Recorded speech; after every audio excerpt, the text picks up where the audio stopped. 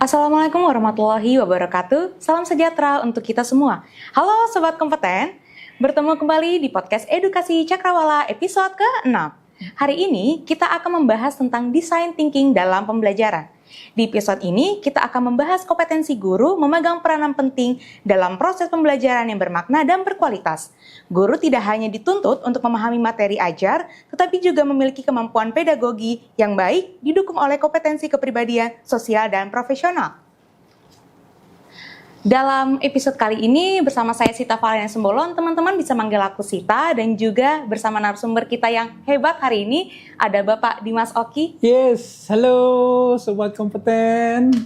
Ya, hari ini kita kedatangan Bapak Dimas Oki dari Smart Education Group dan juga salah satu sebagai fasilitator dari Pusat Pelatihan dan Pengembangan Pendidikan Jakarta Timur.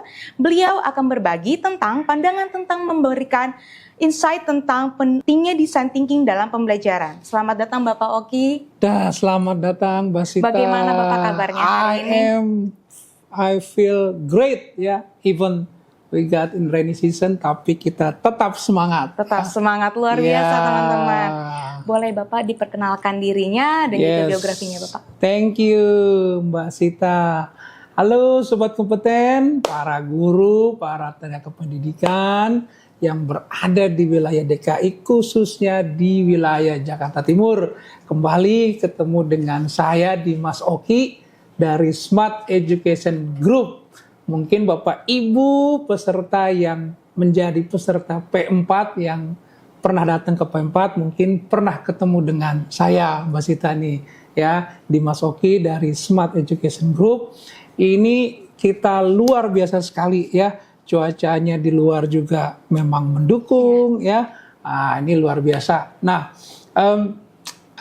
senang sekali saya bisa diundang oleh P4, podcast P4 Jakarta Timur untuk kita diskusi terkait design thinking ya. Tadi Mbak Sita sudah ini kan luar biasa ya. Mudah-mudahan di sesi diskusi ini bisa menambah insight bagi Bapak Ibu guru yang berada di sekolah-sekolah ya. Iya betul Mbak Sita.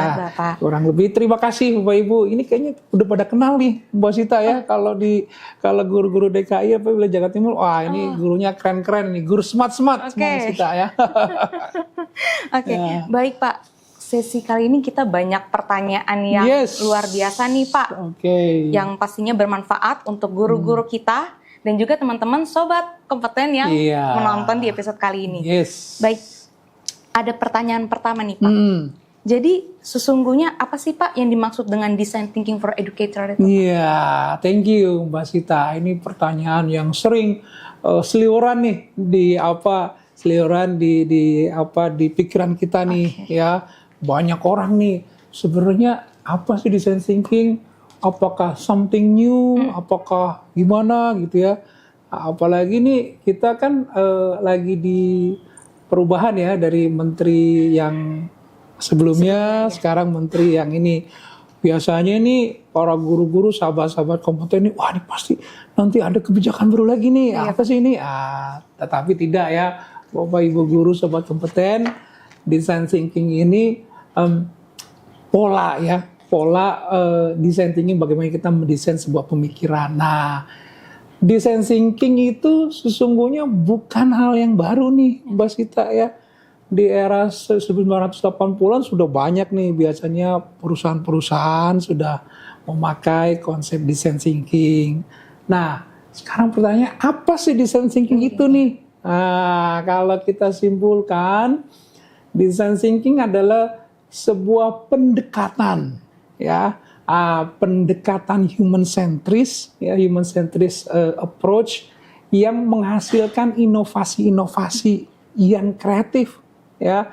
Nah, tentunya ketika kita mendengar inovasi-inovasi ini kan sesungguhnya hasilnya tuh inovasi, tetapi perjalanannya itu melibatkan beberapa hal. Yang pertama itu ada kolaborasi ya, tentunya kan dalam kita mendesain thinking itu pasti ada namanya kolaborasi, kemudian ada berpikir kreatif, kritis. Nah, itu biasanya sobat-sobat kompeten guru-guru DKI itu mengenalnya dengan kompetensi abad 21 nih, ya 4C nih. Bapak Ibu pasti sudah hafal nih.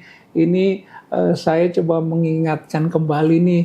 Ternyata memang 4C itu atau keterampilan 21 itu memang sangat-sangat diperlukan. Ya, yang pertama itu ada komunikasi, ya, kemudian kolaborasi, kemudian creative thinking, ya, kemudian ada critical. Terus apa lagi? Ada resilience, ya, adaptif, ya, dan masih banyak hal. Nah, belum lama ini design thinking itu coba kita akan masukkan ke aspek dunia pendidikan. Sesungguhnya sudah ada nih, Mbak Sita, ya.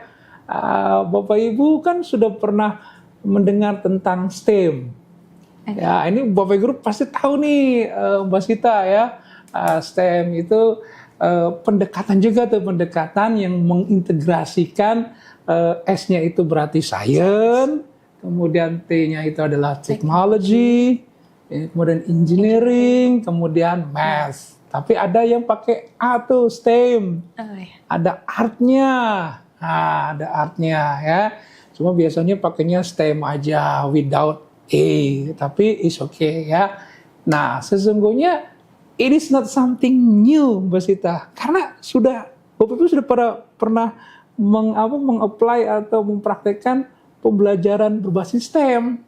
Nah, frameworknya, kerangka berpikir STEM itu ya design thinking itu. Gitu, Mbak Sita, ya. Jadi it is not something new, ya. Oke, Mbak Sita. Dari penjelasan Bapak yang terakhir barusan, kan tadi Bapak bilang ada 4 aspek nih. Yes. Boleh nggak sih Pak, Bapak menjelaskan lebih rinci lagi dari 4 aspek tersebut? Kira-kira apa aja sih Pak yang boleh guru-guru kita tahu nih Pak? Detailnya dari yang tadi ada collaboration, kreatif. Nah, itu detailnya seperti apa sih Pak penjelasannya? Oke, good, thank you. Nah, Bapak Ibu sobat-sobat yang kompeten, kita akan merefresh lagi nih, ya. Biar nggak terlalu jauh, kita akan merefreshnya dari yang sudah Bapak Ibu lakukan dalam pembelajaran STEM. Wah, ini karena erat kaitannya nih, Mbak Sita, ya, antara STEM dengan design thinking nih. Cuma mungkin karena design thinking itu biasanya dipakai di perusahaan-perusahaan, sehingga mungkin kita apa nih design thinking? Padahal Bapak Ibu sudah praktekkan nih, Mbak Sita, ya. Contohnya misalnya seperti ini. Nah, ketika kita melihat misalnya dalam pembelajaran di kelas, ya, ini kok anak kita nih, let's say pelajaran bahasa Inggris, ya, karena kebetulan kan background saya bahasa Inggris. Ini kok murid-murid kita kok belum pada bisa ngomong bahasa Inggris nih, padahal di SD udah berapa tahun? 6 tahun. Ya, SMP 3 tahun. 3 tahun. SMA 3 tahun. Berarti berapa tuh?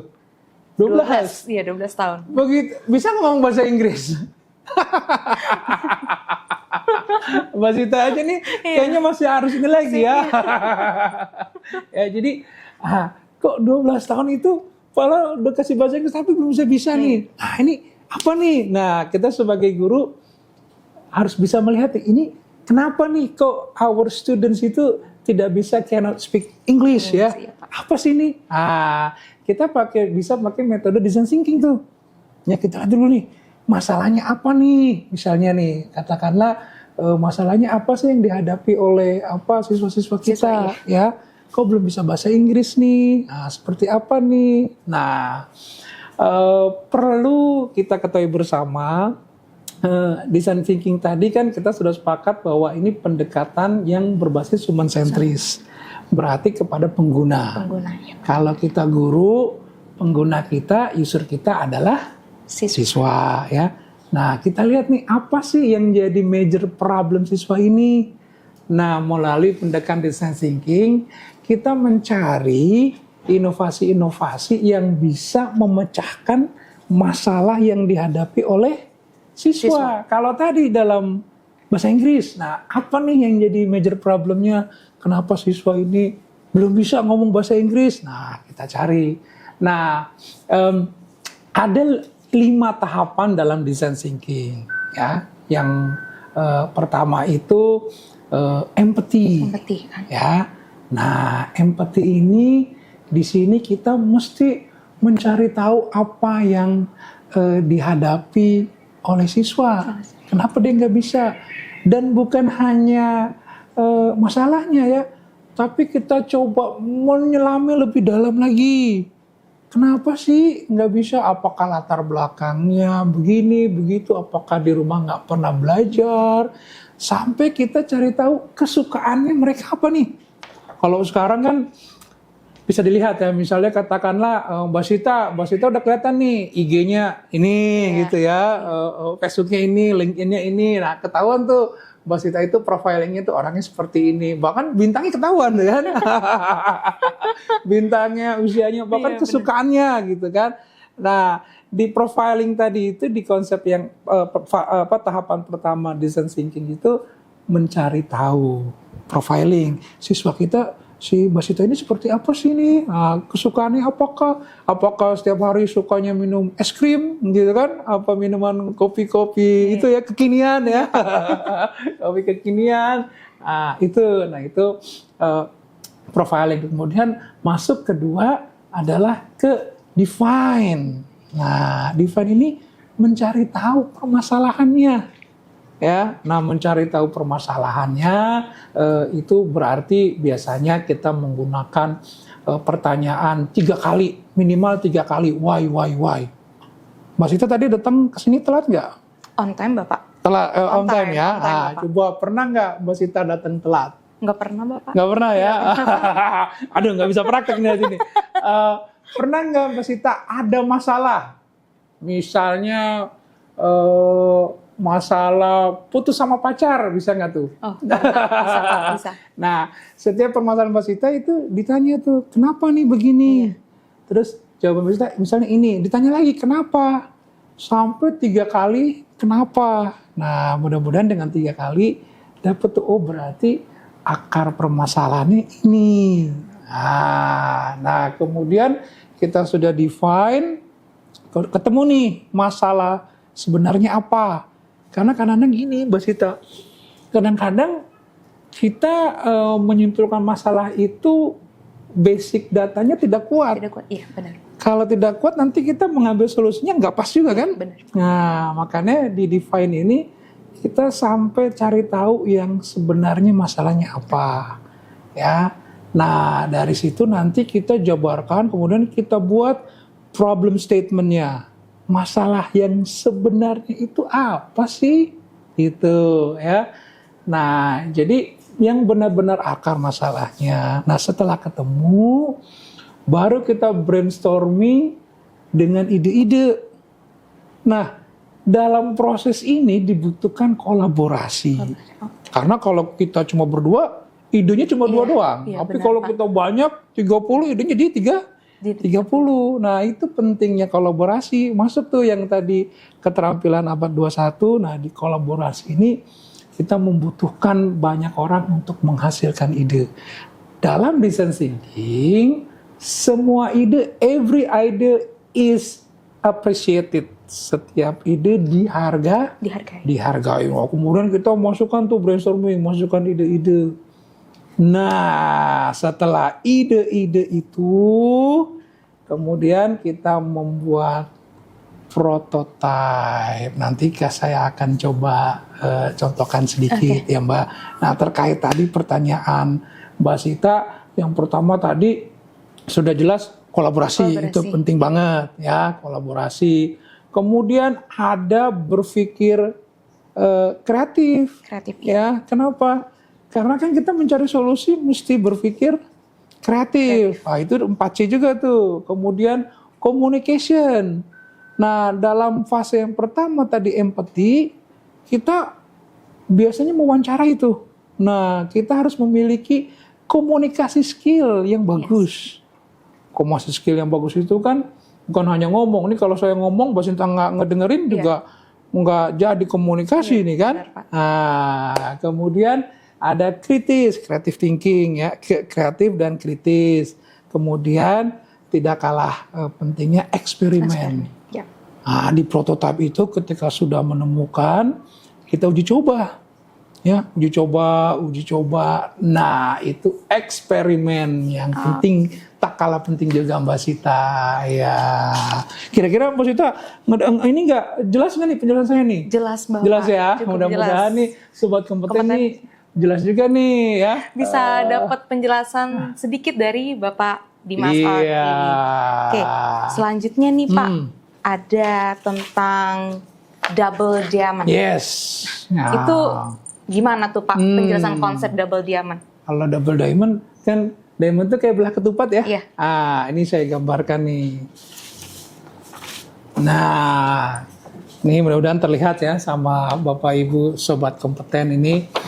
Nah, ini double diamond ini sangat penting. Kenapa? Karena tadi kan di sini ada 5 nih.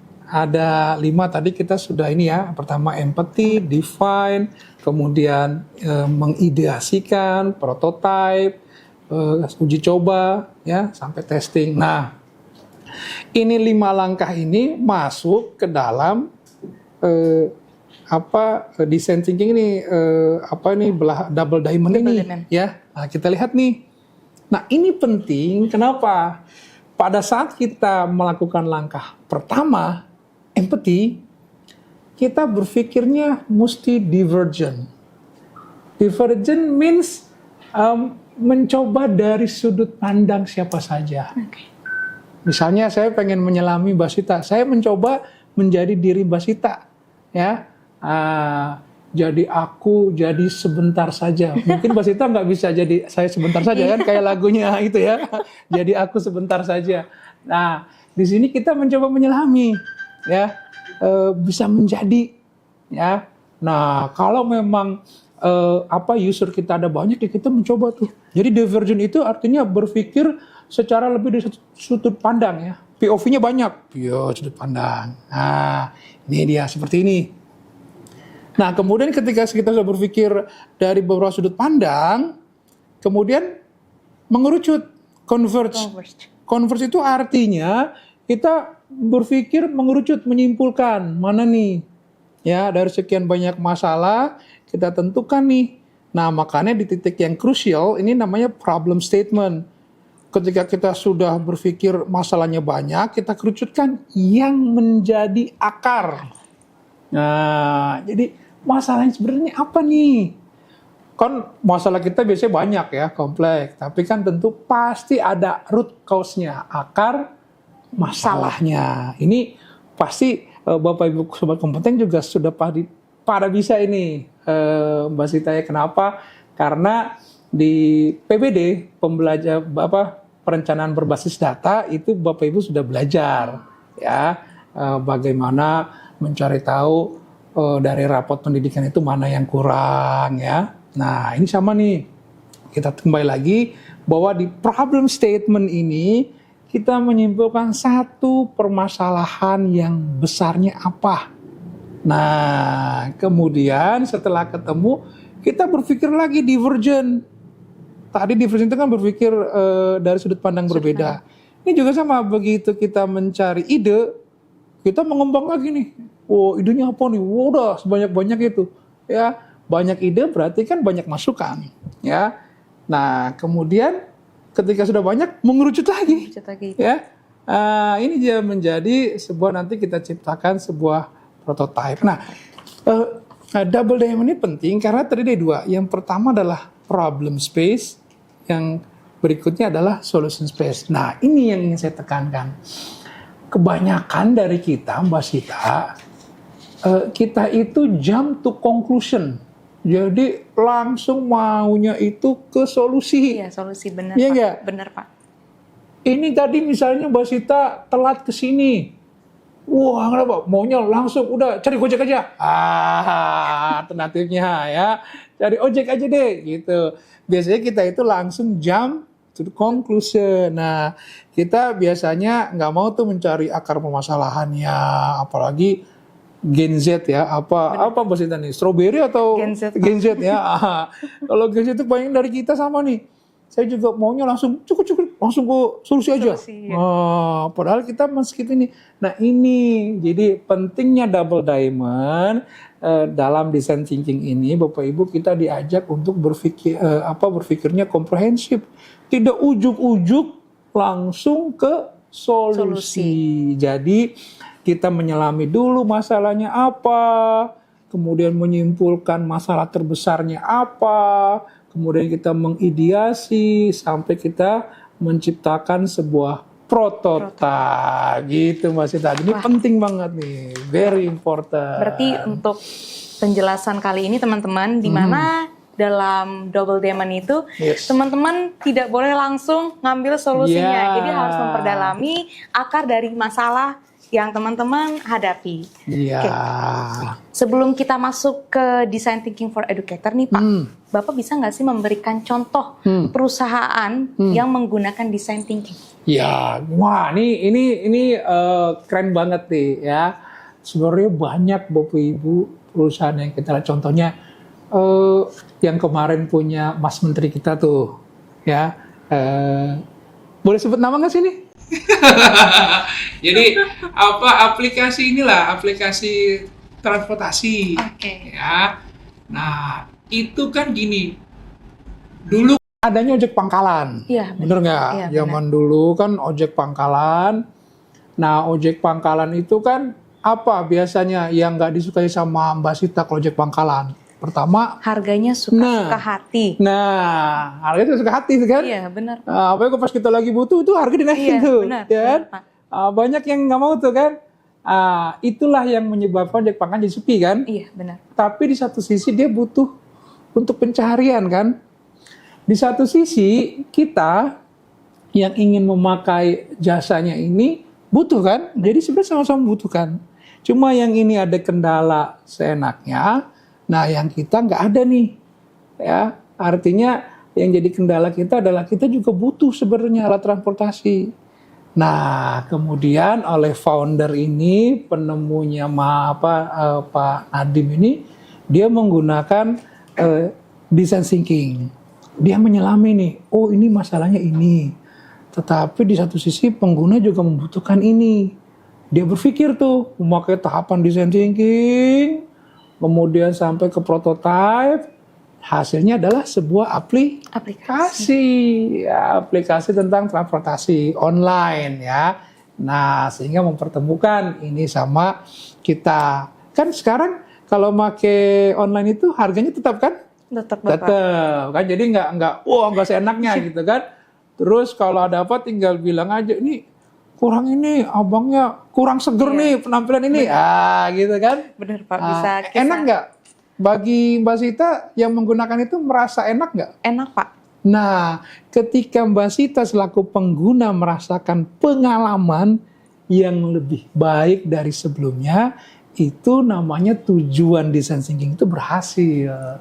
Jadi ingin saya highlight, tujuan dari design thinking itu adalah menciptakan pengalaman yang lebih baik dari sebelumnya. Itu ya. Contoh lagi, dulu kalau kita mau pergian, kita mau nyari hotel, mesti langsung datang ke tempat, benar. Kalau sekarang kan enggak, dari jauh kita ada aplikasi, lihat hotelnya kelihatan, terus kemudian kamarnya ada, ya kan? Langsung. Nah, itu kan memudahkan kita kan? Itu juga termasuk hasil dari design thinking. Gitu. Wah, luar biasa banget nih Pak penjelasannya, nambah ilmu Pak. Oke, dan kita pertanyaan selanjutnya, kira-kira penjelasan Bapak yang berikutnya nih, bagaimana Pak pembelajaran STEM dan irisannya dengan HOTS? Ini menarik nih Mbak Sita, karena saya beberapa kali ikut pelatihan baik yang diselenggarakan oleh P4 ya, kita menghadirkan narasumber, ada Pak Dr. Didang, kemudian saya juga ikut gabung ke kelas-kelas narasumber lainnya. Nah, saya menyimpulkan gini, tadi kan kita STEM ya, STEM itu kan integrasi antara beberapa mata pelajaran. ya. Nah, dalam melaksanakan STEM itu kerangka berpikirnya itu adalah design thinking, ya. Nah, kemudian ada lagi HOT. HOT itu Bapak Ibu juga udah pasti tahu nih, higher order thinking skill. Bahasa sininya berpikir tingkat tinggi, ya. Nah, berpikir tingkat tinggi nih. Nah, dari pengamatan saya, ya, pengamatan kami, ternyata ada irisannya, Mbak Sita. Nah, STEM itu, atau lebih gampang gini, pertama kita dari HOT dulu. Higher order thinking skill itu, tujuannya itu melatih supaya anak-anak kita berpikir tingkat tinggi. Oke. Berpikir kritis, berpikir kreatif, ya kan? Kemudian sampai kalau HOT itu di level 6-nya, ya, level 6-nya itu adalah mencipta. Kan kalau HOT itu biasanya pakai taksonomi Bloom, level 1, 2, 3, 4, 5, 6. Nah, kalau udah HOT itu biasanya level 4, evaluasi, analisis, evaluasi, sampai mencipta. Nah, mencipta ini kan membutuhkan kreativitas. Nah, berarti muaranya adalah kreatif dan critical thinking dan mencipta. Nah, itu HOT. Sekarang STEM. Ya, STEM itu kan menggabungkan beberapa mata disiplin ilmu. Ya kan? Nah, tujuannya juga di situ ada creative thinking, critical, kemudian ditambah adaptif, ya. Kemudian ada resilience, ya. Nah, ada lagi yang baru agile. Agile itu mampu beradaptasi dengan cepat. Ini kan kita sering berubah nih. Iya. Berubah. Oh, ganti menteri, ganti kebijakan. Nah, kita mesti ngikutin tuh. Nah, agile itu bisa mengikuti dengan cepat. Nah, coba kita lihat. Ini kan kesamaannya sama. Soft skill. Ya kan? Termasuk yang 4C loh. Iya. Ya kan? Nah, jadi irisannya itu ternyata baik pembelajaran HOT, kemudian pendekatan STEM, ditambah design thinking, itu sama-sama muaranya itu bagaimana anak-anak kita itu memiliki soft skill. Yang 4C tadi, ya, apa tuh? Pertama, komunikasi, kolaborasi, kreatif, kritis, kemudian ada adaptif, resilience, kemudian being agile. Nah, soft skill tadi itu yang bisa digunakan anak-anak kita ke depannya. Coba, nih, contoh nyatanya. Mbak Sita itu udah apa? Masih kuliah atau ini? Sudah selesai, Bapak. Udah selesai? Sudah selesai, Bapak. Ini, ada nggak temennya dulu Mbak Sita lagi di SMA, itu sekarang jadi orangnya biasa-biasa aja? Ada yang jadi sukses kan? Ada, Bapak. Nah, sama kayak saya dulu waktu SMA, ternyata ada teman-teman saya itu yang dianggap pinter, tapi malah sukses. Benar. Ya kan? Ada yang dia pinter tapi jadi biasa saja. Benar. Nah, ketika di riset itu ternyata anak-anak yang tadinya yang biasa-biasa aja, tapi dia punya soft skill, Mbak. Dia punya kreativitas, dia punya kritis, kemudian tahan banting lah, resilience kan, mau dimarahin segimanapun, ini loh gimana. Nah, itu Mbak yang bikin orang-orang itu bisa bertahan, anak sekarang bisa sukses itu karena memiliki soft skill. Nah, pemerintah rupanya memahami itu, ya, makanya dimasukkan ke pembelajaran STEM, design thinking. Nah, jadi yang menarik itu Mbak. Jadi irisannya adalah soft skill. Nah, itu kesimpulannya, ya. Menurut saya tuh memang soft skill ini nih yang memang diperlukan, gitu Mbak Sita. Wah, nambah banyak ilmu lagi nih, Pak. Oke, kita lanjut di pertanyaan berikutnya. Kalau kita bawa ke pendekatan design thinking for educator nih, Pak, itu tadi gimana tuh, Pak? Dalam pendekatannya. Iya. Nah, gini, tadi kan dalam STEM itu mengintegrasikan beberapa disiplin ilmu. Kerangkanya adalah design thinking, kerangka berpikirnya. Yang tadi dimulai dari empathy, kemudian define, kemudian ideation, kemudian prototype, ya, kemudian tes. Nah, bila mana di tes itu prototipenya itu ternyata belum membuahkan hasil, maka kita iterasi. Iterasi itu diulang. Okay. Nah, biasanya memang kan segala sesuatu itu mesti diulang-ulang. Iya. Kayak kita kalau ngapalin mesti diulang-ulang. Ya, benar. Sama. Bahasa itu juga mesti diulang-ulang. Ya, kayak saya juga sama. Nggak bisa langsung hafal sekali, mesti dibaca lagi. Nah, terkait tadi pertanyaan Mbak Sita. Nah, kalau STEM itu kan kita kan misalnya apa sih yang kita hasilkan dari project STEM? Misalnya katakanlah sebuah produk. Ya. Nah, dari kerangka berpikir kreatif dan kritis ini, maka akan disempurnakan sampai selesai itu dengan design thinking. Nah, kenapa? Karena kalau design thinking itu kan basicnya itu adalah kebutuhan pengguna. Ya, artinya apakah produk yang tadi kita hasilkan dalam pembelajaran STEM itu berhasil atau tidak nih? Ya, berhasil atau tidak memberikan pengalaman yang lebih baik. Kayak tadi Mbak Sita merasa dengan adanya aplikasi itu lebih enak nih. Beda dengan kemarin kita ojek pangkalan. Iya. Nah, lebih enak, harganya pasti, kemudian bisa dipanggil kapan saja. Kalau dia berbuat misalnya curang atau apa, tinggal laporin, ya kan? Nah, jadi sama-sama dilindungi nih kan? Benar. Berarti kan lebih baik pengalamannya kan?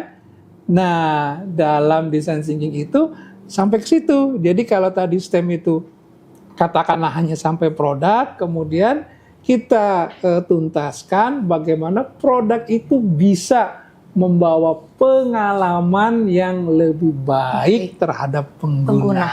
Itu Mbak Sita. Menarik ya? Menarik banget Bapak nih. Banyak ilmu pagi-pagi dari Bapak Dimas Oki, sangat luar biasa teman-teman.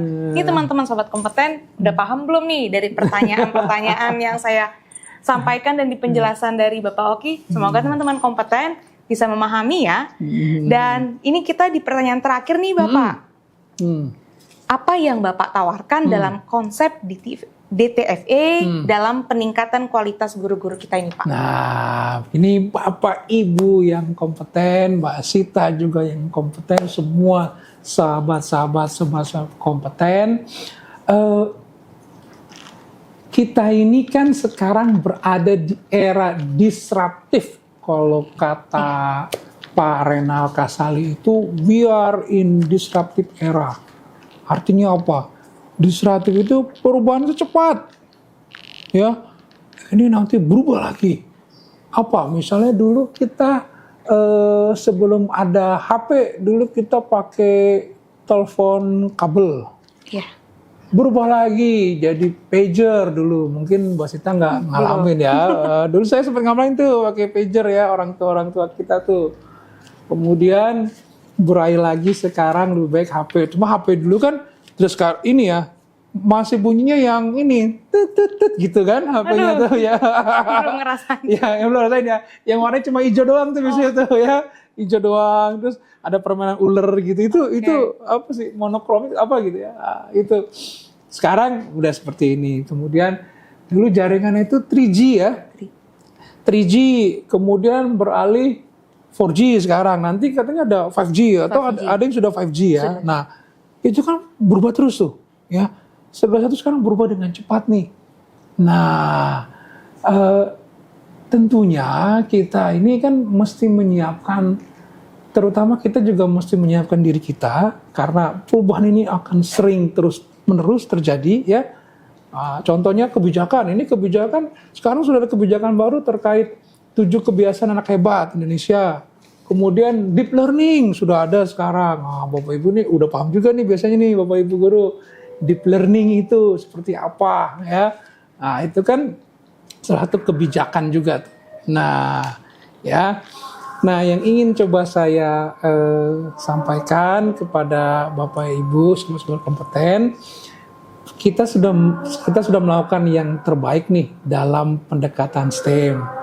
Nah, kita akan teruskan lagi STEM itu dengan dibarengi dengan design thinking, sehingga kita akan lebih fokus lagi kepada kebutuhan pengguna, dalam hal ini peserta didik gitu.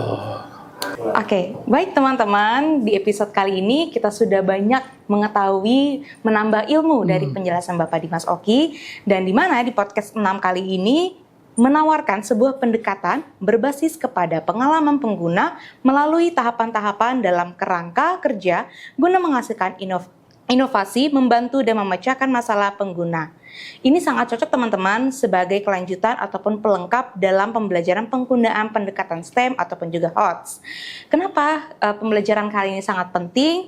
Karena kedepannya kita akan dipenuhi dengan ketidakpastian dan juga berada di era disruptif, tetapi kita juga harus berdiri tegak di atas ketidakpastian itu tersendiri. Adapun adaptif, resilience, kreatif dan critical thinking, inovatif dan juga problem solver adalah sikap keterampilan untuk tetap berdiri tegak di atas ketidakpastian itu tersendiri teman-teman, dan sembari juga tetap membungkus diri dengan karakter kita, beriman, bertakwa kepada Tuhan Yang Maha Esa. Yep. Oke. Itu penting banget tuh Mbak Sita ya, karena kita kan punya karakter Pancasila. Pancasila, benar banget. Dan juga ada tadi penggunaan soft skill. Yes. Di mana itu membuat kita menjadi lebih optimis untuk mensukseskan generasi emas 2045.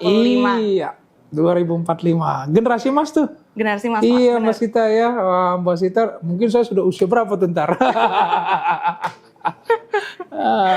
Oke, baik teman-teman sobat kompeten, itulah diskusi kita hari ini tentang design thinking educators. Semoga guru-guru bisa terus belajar, berinovasi dan menjadi inspirasi, karena mengajar bukan sekedar menyampaikan ilmu, tetapi sebagai bentuk generasi masa depan.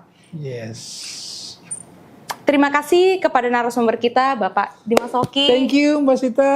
Salam sobat kompeten. Great. Atas pemikiran yang sangat luar biasa ya teman-teman untuk sesi episode kali ini. Dan tentunya saya juga berterima kasih kepada teman-teman yang sudah mendengarkan hingga akhir ini. Dan jangan lupa untuk berbagi episode kali ini. Dan teman-teman boleh share-share komen-komen yang banyak. Dan saya Sita Valena Simbolon pamit undur diri. Wassalamualaikum warahmatullahi wabarakatuh. Waalaikumsalam warahmatullahi wabarakatuh.